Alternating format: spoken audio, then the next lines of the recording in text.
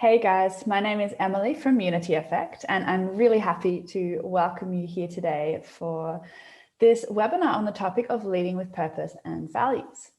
Before we get started, I want to invite you to just take a few moments to get yourself settled in. If you want, you can grab a cup of tea, a piece of paper and a pen so you can write later on when we do some exercises, and give yourself the gift of a little bit of time to reflect, connect, and dive into this topic together. And then once you're ready to go, we'll get started. All right, so as I said, our topic today is leading with purpose and values. My name is Emily Johnston. I'm co-founder of Unity Effect.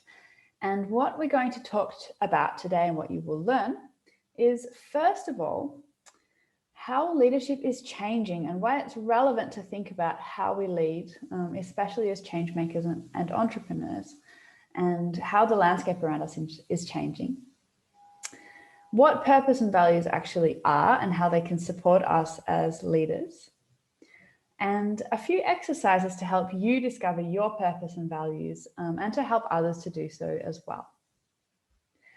So, as I said, my name is Emily Johnston. I'm a social entrepreneur originally from Australia and now living in Germany, where I run Unity Effect, which is an organization I co-founded together with some friends.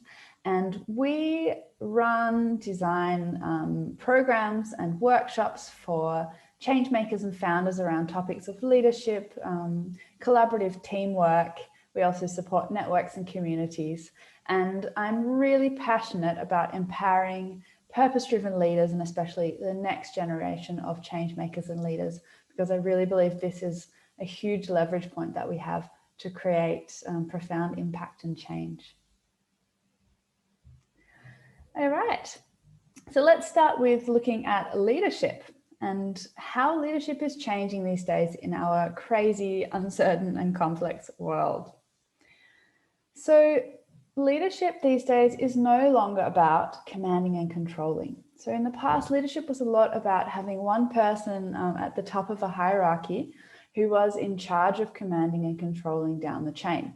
And this kind of organization worked really well in the past when we had a more stable environment, and it used to be more expensive and slower to share information.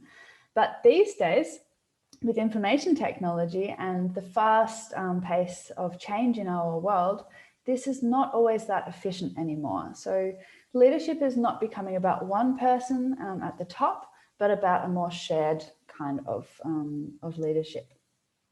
It's also no longer about management, or not only about management. It's not about micromanaging people, telling them how to do every single part of their work. It's much more about stepping back, empowering and inspiring people to also step into their potential and find out how they do things.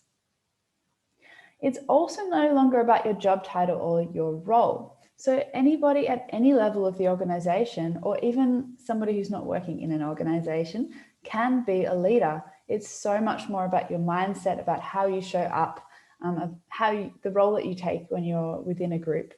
And it's going to look a little bit different for everybody. And it's also not about big moments. It can really happen in small moments as well. And lastly, it's no longer about being an expert and having all of the answers. And I hear a lot of, especially young leaders, struggling with the feeling that when we step into a leadership position, in fact, not only young leaders, I think leaders of all generations, that others expect us, just because we're in that role, to have answers, to be able to have the clarity to make decisions and to have everything together. But most of the time, most of us don't know everything, and that's also okay. And I think especially in the last months with COVID, we've really experienced on a societal level that many of our top level leaders have not had all of the answers. We haven't often known what would happen from one week to the next. And that is part of it. So also having the willingness to share when we don't necessarily know something really can also open up the space for others to potentially bring in ideas, or maybe somebody else in our team has an answer. So we don't need to be perfect to be a leader. And it is also about being kind to ourselves in the process as well. So that is a little bit about what leadership is not. And now let's look at what leadership does encompass. So for me, there are really three core aspects of leadership. The first is looking at myself. So this is about looking at who am I as a leader? How do I show up? What impact do I have on others around me? The second one is about the others. So as I said, it's not so much about managing, but rather about leading, empowering, and inspiring others to also step into their own potential and step up as leaders themselves. And lastly, it's about the bigger picture. And here it's really about working together, bringing people together to serve a higher purpose, whether that is other people or a certain cause that you're really passionate about. But the key thing here is that it's not only about you. So it starts with ourselves, but it's for something beyond ourselves.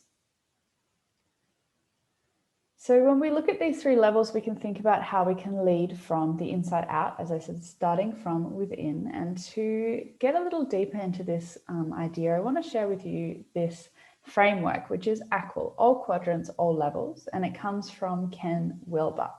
And it's a very simple, maybe overly simple, like most frameworks, that's also okay, but nice framework to understand the different dimensions of social systems. And that can be a team, it can be a whole organization, it can be a whole society. And Wilber shares that within any social system, there are these four different dimensions at play. We have the individual, the collective, the internal, and the external. So if we think about individual and internal, this is really about our mindset.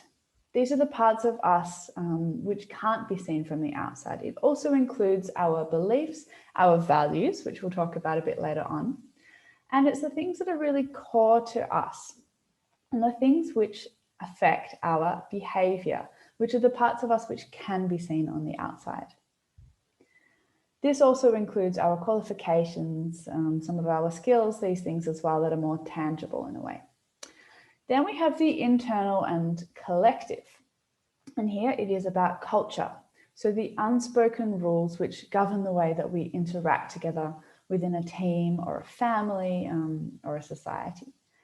And culture is, or the external part of the collective is structures. And that definitely impacts on the culture, but it's much more about the parts you can regulate. So the rules, the policies, the way that we govern ourselves collectively. And why I find this to be a helpful framework and relevant to our work as leaders is to think about how these four aspects really interrelate. And these are also different things that we need to consider when we lead ourselves and others. So you might have had the experience that you feel like a slightly different person when you're with your family or your friends compared to when you're at work, and maybe even behave in a different way as well. That's because there is a different culture, there are different rules, spoken and unspoken. And those things can also impact the way we see the situation as well, and they can even impact on our values and our mindset. But our mindset can also impact the culture and structure around us, and especially when we are a leader, because others look to us to set the example. So if we want to create a culture, which many of us do when we work in startups or in initiatives around creating change, where we want to have a situation where people in our team feel safe to take risks and not to hide their failures, but to learn from them so that we can grow and learn together in iterations and take a more lean approach to business development or to creating change in the world. But if we want to create this kind of culture, this is not going to really work if we as a leader don't feel comfortable to talk about these things ourselves. If we put ourselves under a lot of pressure, if we have a mindset of needing to be perfect all of the time, that it's not okay to not have all of the answers, that it's not okay to make mistakes, then we will reflect this in our behavior by not communicating those things, not communicating when we're struggling, when we have made a mistake, and that will impact on the culture. But if we are courageous to do those things, if that's what we want, then then this shows others around us that it's okay to talk about those things. And this impacts the culture and creates the kind of culture where it's safe to take risks. It's safe to make mistakes. And these become things to celebrate and learn from. And of course, you can build this into the structures by creating time where you reflect on those things together, or whatever it might be. So it's really just important to think about how we impact those around us, and to remember that impact can happen in small and subtle ways as well, ways that we're not always aware of. And whether we are aware of it or not, our mindset and our values do play a big role. And the other great thing to know with this is that if we want to really create change on the inner side, the mindset and the culture, the key thing here is reflection. Because you can directly regulate people's behavior, you can create structures, but you can't change somebody's mindset for them or change their values for them. But what you can offer them is a space to reflect. Okay. And this is really crucial because, as Brené Brown puts it, who you are is how you lead. What you believe is how you're going to act. What you value is what you're going to prioritize. And all of these things show up in how you lead. So the place to start with thinking about leadership is really by looking at ourselves. And to do this, we can really ask ourselves a few questions. Who am I as a leader? And who do I want to be as a leader? And it's okay if you don't know the answer to these questions yet, because they are quite big questions and something to be figured out along our path. So we won't try to answer them now, but I invite you to take them with you and journal on them, or you can even pause now and journal on them now. But they're something that you can probably keep exploring over the next few years, decades, or the rest of our lives. Let's see. All right, so that was a bit about leadership, and now let's talk about what is purpose. First of all, I want to share about the difference between purpose, vision, and mission, because I often get asked this.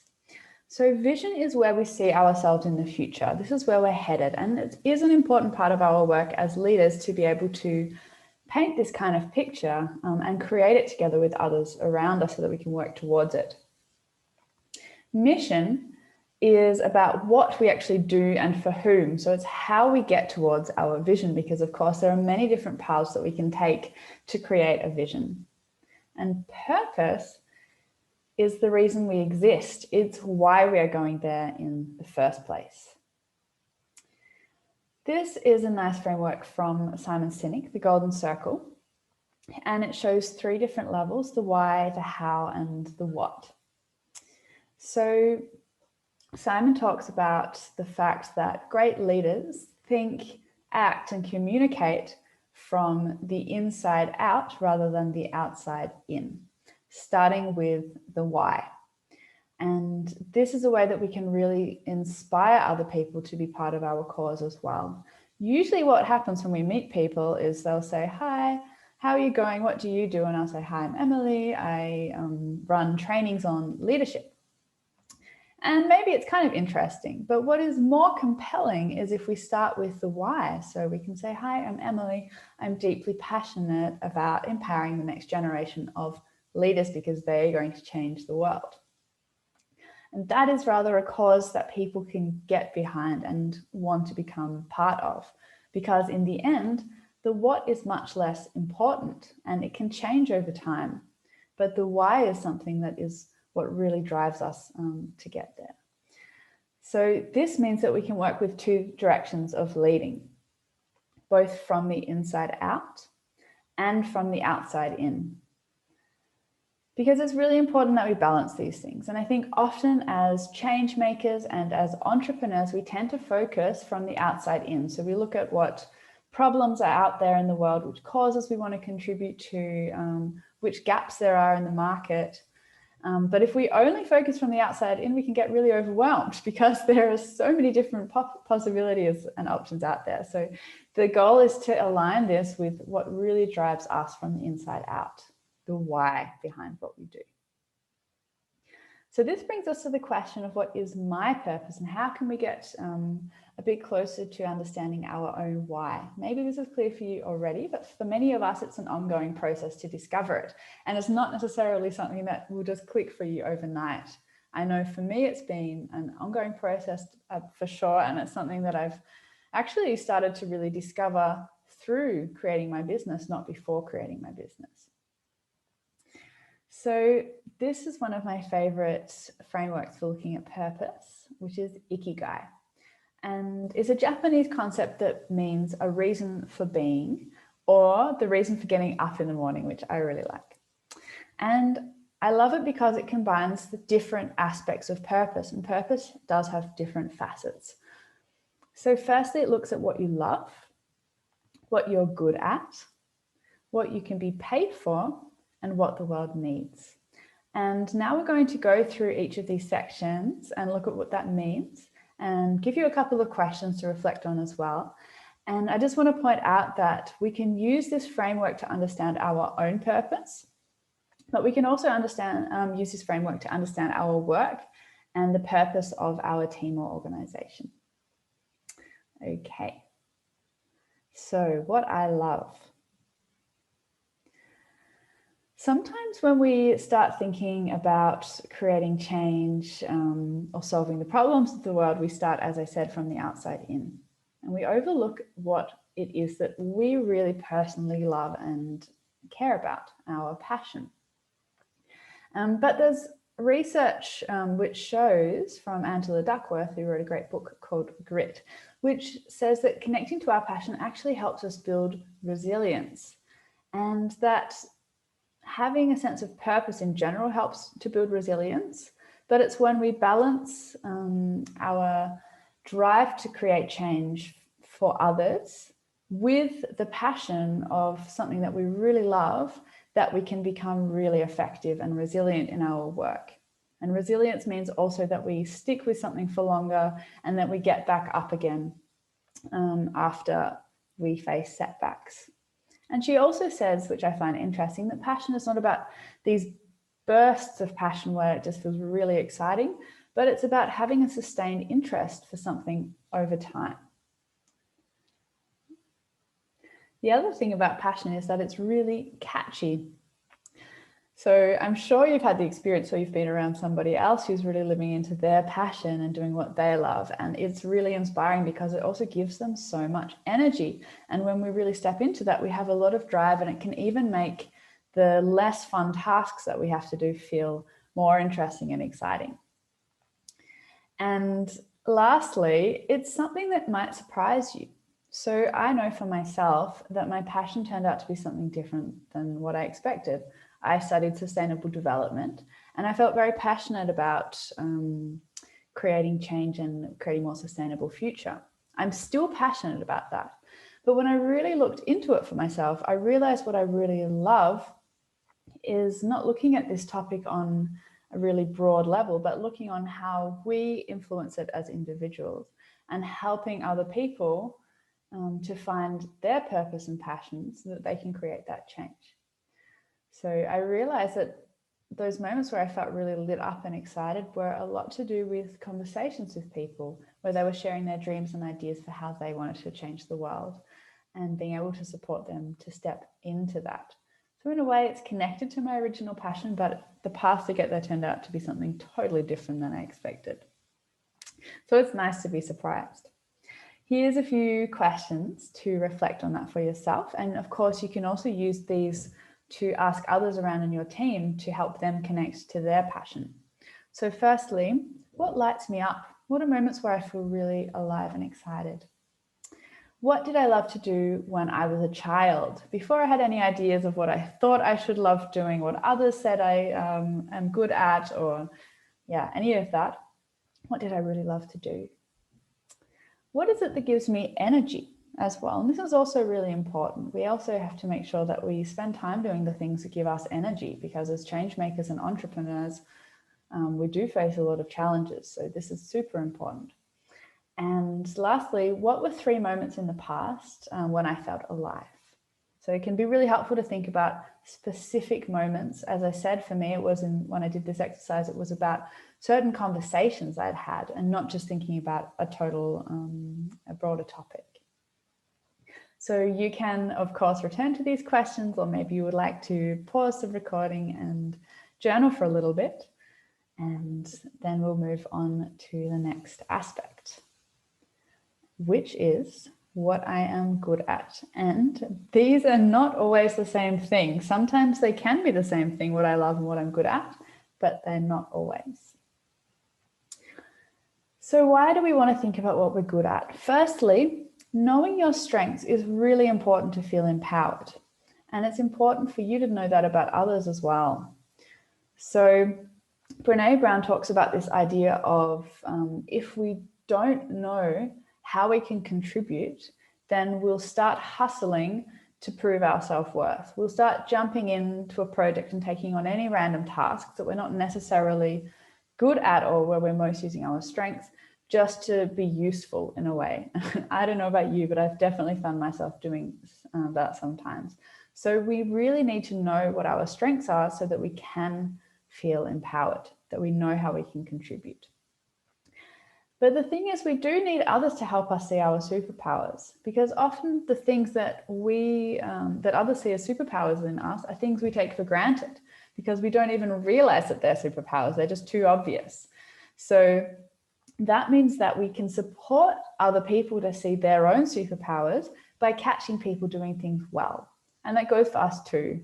So I definitely also feel if I'm feeling overwhelmed in my work as a leader, then I try to focus on what are the things that I'm doing well and notice when I'm in my work, moments where things go well. And to do that for others around me as well, to give people not only constructive feedback, but also positive feedback and moments of appreciation of, oh, cool, I just saw you really using your superpower right now.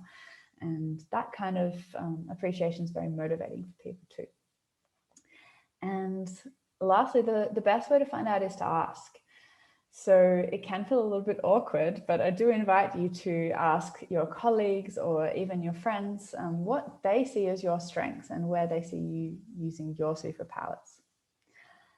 Even though that's the best way to find out, I still have a few questions for you. So firstly, what is easy for me? What comes easily? What am I comfortable doing? What have others told me that I'm good at in the past? And again, you might want to pause and reflect for a bit, or you can return to them afterwards as well. This brings us to the next aspect, which is what I can get paid for. So I really like that Ikigai includes this aspect, because sometimes when we think about purpose or doing work with purpose, we have this feeling that it has to be for a greater cause, that we don't deserve to get paid for it. But I love the idea that it doesn't have to be idealistic or a side gig. It's something that we can actually integrate into our life and make part of our life. And along with that, it's just so important to remember, as well as things, doing things that give us energy, that we need to take care of ourselves while we're changing the world. Otherwise, we won't have the resources to be able to do our work, the energy to be able to do our work, the security and stability. We often lack those things in our work as entrepreneurs and change makers. But it's important to create as much of it for ourselves as we can as well. And to know that it's okay to ask for money for our work if we're creating value. So, of course, this very much depends on in which sector you are working. But it's still worth to think about this. And I also want to invite you to reflect on these questions. So firstly, which skills do I have which others would pay for? So you can think about the things that you're good at as well. And also to reflect on what is my mindset around money. And I always think it's valuable to think about this for yourself, but also if you're working in a team, and especially a team of co-founders, to reflect together with the others in the team, because often our mindset around money, especially if we have some fears around it, or the feeling that it's not okay to get paid for our work, or fear of a lack of money, or whatever it might be, these things can create conflicts in a team, and they can also hold us back from doing the work that we need to do. So it's also just to see that money in the end is also energy, and it's an exchange of energy, and it's not inherently good or bad, even though it is tied up with many other complex topics. But just to be curious with yourself to see what comes up for you when you think about this topic. And lastly, it's what the world needs. And I think this is where we often start if we're a change maker or a social entrepreneur or anybody driven to make a difference. So often we're really, really passionate about our cause, and that's so important because leadership starts with us, but it's not about us. As I said, it's really important to reflect on who we are and how we can be our best selves and our best leadership selves. But we don't just do it for ourselves, we do it for something beyond us. And when we do contribute to something beyond ourselves, it actually makes us more courageous, more resilient, more willing to put ourselves out there and take risks, because we know that it's not about us and that we know that we're doing it for a bigger cause. And as we said earlier, it's also important to remember that change can happen and impact can happen in small ways, and that we really want to think about what are the things that we can immediately influence. And often they will be things in our current environment, in the culture and the structures where we can create an impact. And that can happen through conversations, through the way that we empower others to step up as leaders.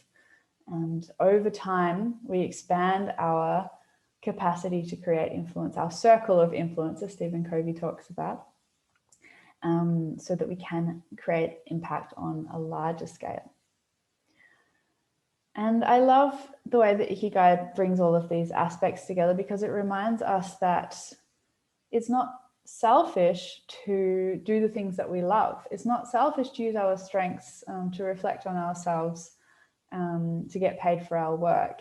These things are all setting us up to create an impact on a broader scale. So a couple of questions here for you to reflect on. What do I care about? What am I concerned about? What do I want to contribute to the world? And what impact do I want to create? So let's bring these different aspects together and come back to the topic of leadership and what purpose-driven leadership is about. So firstly, as I said, it's about myself, connecting to our own purpose, and knowing that this is just so important for our own clarity, for our own energy and resilience, for our courage. Secondly, it's about others.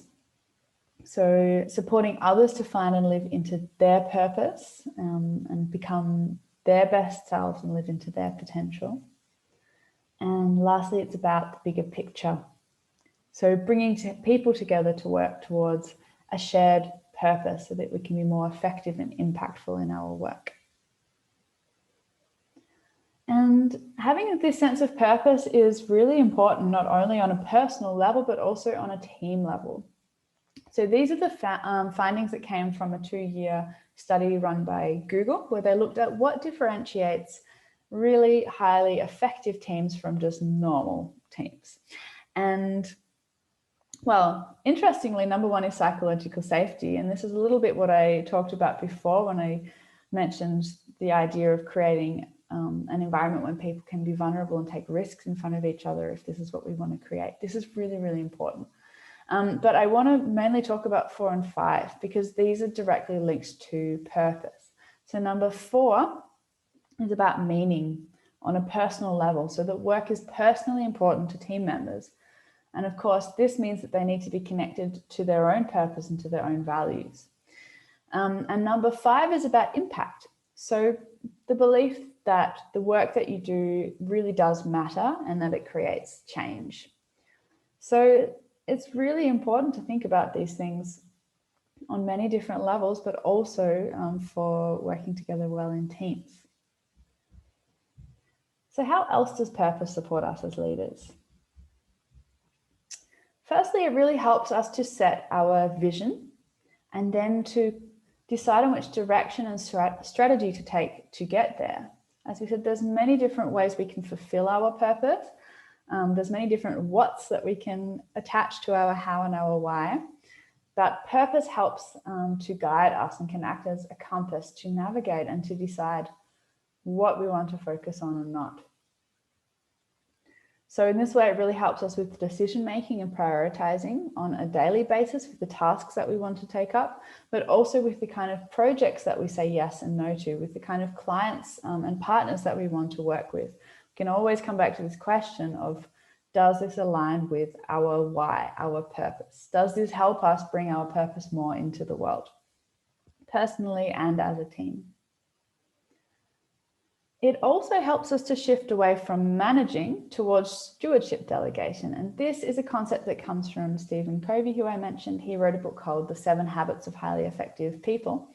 And he talks about the idea of, instead of giving people a goal and telling them how to reach it, to create a shared vision together, making sure that you have a very clear shared understanding of where you're headed, and then letting people figure out themselves how to best get there, because everybody has their own way of doing things. Everyone has their own strengths. And often if we give people the space to find their own way of achieving a certain goal, they might surprise us and innovate something along the way. So, but to do this, we really need this shared sense of purpose and vision. As we said before, it also really helps us building resilience and navigating challenges. So if we have a strong sense of purpose, we're more likely to get back up again after facing challenges.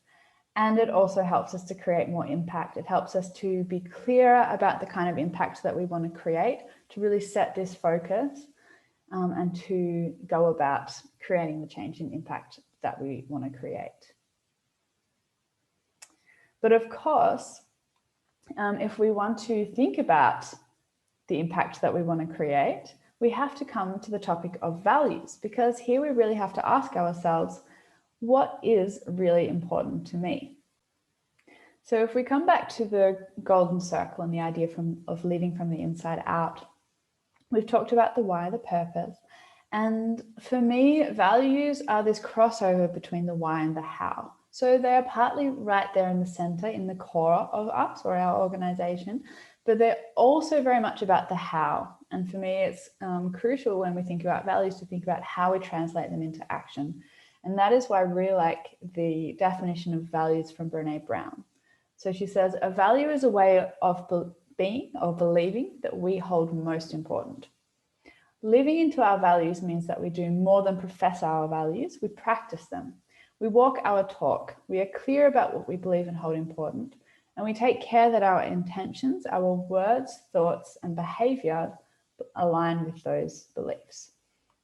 So in that way, it's really about this translation of the mindset and the values into behavior, if we go back to the ACWA from before, and doing those things in a really conscious way, because they always influence our behavior, but sometimes we are not so aware of that. So it's about creating the clarity for ourselves and others. So let's look at how values can support us in leadership. Firstly, as I said, they really do influence our behavior and our communication. And it's important to know that when we talk to others, their values are also underpinning the way they behave and communicate with us as well. And in that way, it's super important to understand what is important to others. If we want to be able to connect to them, to empathize with them, to also inspire and empower them, we can't do that if we don't know what is important to them. It does also create transparency and clarity for others if they know what's important to us. So they know what to expect from us. They know why we make certain decisions, and that can be really, really helpful. When we don't have this kind of clarity and transparency about our values and how they translate into our behaviors, values can also clash and cause conflict. So I do remember a time when I had a conversation with somebody who was rather pessimistic about the state of the world and our ability as individuals to create change. And I remember this conversation for me felt like almost like a personal attack. I felt really triggered by it, and I couldn't understand quite why, because he wasn't talking about me personally, but it felt personal. And I realized later that it was because one of my core values is trust. And for me, that's not just about trusting other people, but really about trusting in the good of humanity and our capacity to create change, faith that we're going to figure things out. And even though what he was communicating had nothing to do with me, it still clashed with one of my core values, and therefore it felt personal. And of course, for him, it was just coming from somewhere else, maybe from his values, from some fears, his mindset. And if I had known what was important to him in that moment, and I had known what was important to me, it would have made the conversation work in a little bit better way. And I think that often happens. So good to know. So when we have this transparency, when people know what to expect from us, and when we consistently do act in alignment with our values, we also build trust and we build respect. And of course, if we understand what's important to others in our team, then we can build their trust and respect by acting in alignment with their values too, or by knowing what's important to them. And that helps us build connection as well. And as with purpose, it helps us with decision-making and prioritizing as well. So deciding if we want to take on certain projects or tasks, which direction we want to take overall. It also comes down to our values of what's really important to us.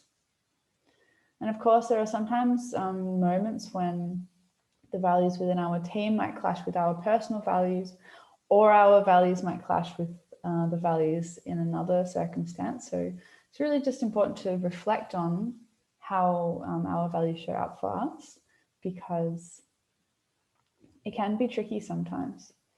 And before we think about that, how our values show up, let's come to the question of what are my core values actually?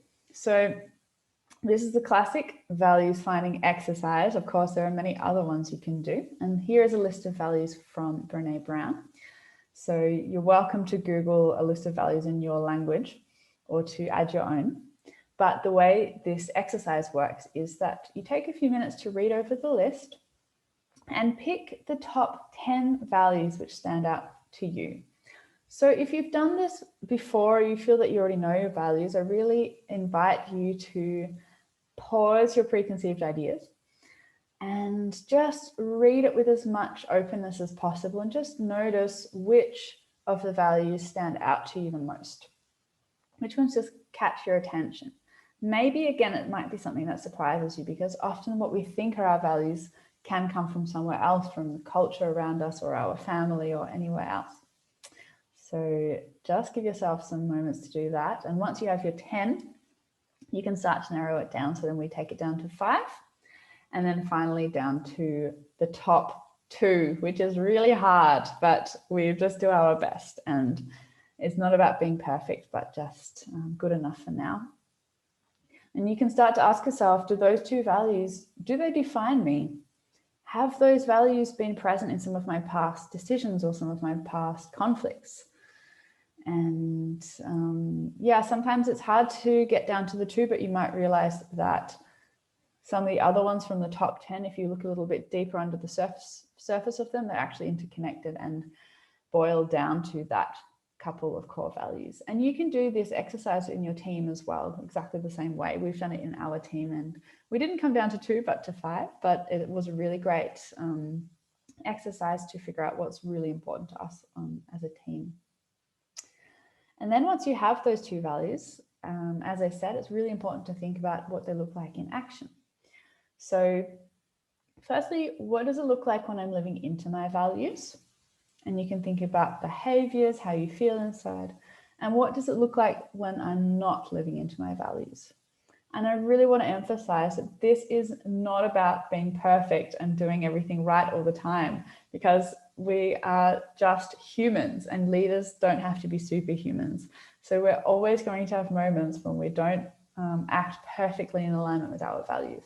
This is much more just about becoming aware of how they show up for us, and just noticing what does support us to step more into them, but being kind to ourselves when we don't always achieve that. And that's like everything with leadership.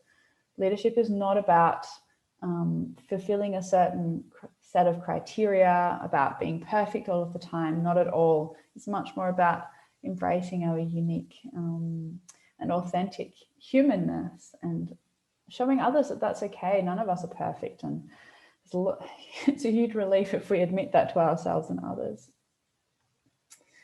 So coming back and bringing this all together to wrap it up, leading with purpose and values. So firstly, back to the 3 levels of leadership, it's about myself. So it's about knowing ourselves. As we said, who we are is how we lead. And if we want to really grow and develop as leaders, if we want to be our best leadership selves, we have to start with knowing ourselves, being kind to ourselves in the process. Secondly, it's about others. So understanding what's really important to them, what's driving and inspiring them, so that we can also support them on their path to step into their potential. And lastly, of course, the bigger picture. Why do we actually exist as a team, as an organization, as ourselves as a leader? And what impact do we want to create together? So this is a huge topic, and there's so many different layers to the topic of leadership. And of course, we can just start to scratch the surface in this amount of time. So if you would like to dive deeper into this topic and you're curious to learn more, I really invite you to visit our website and find out about the rest of our work. We also run journeys, leadership journeys, changemaker journeys, where we work with small groups of people over a number of weeks. We have online workshops where we dive into different topics around growing ourselves as leaders and supporting and empowering others to create impact. And it's really, really special because you work together with like-minded people from around the world to support each other to learn and grow. So you're very welcome to join us on a journey.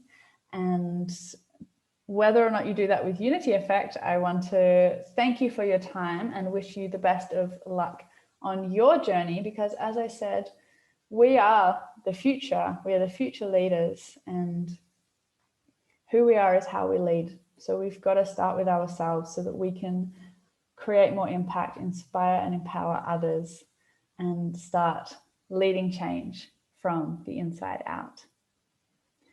Thank you very much. And I hope you have a great rest of your day, night, whatever time it is for you. And I would love to connect with you and stay in touch. Thank you so much.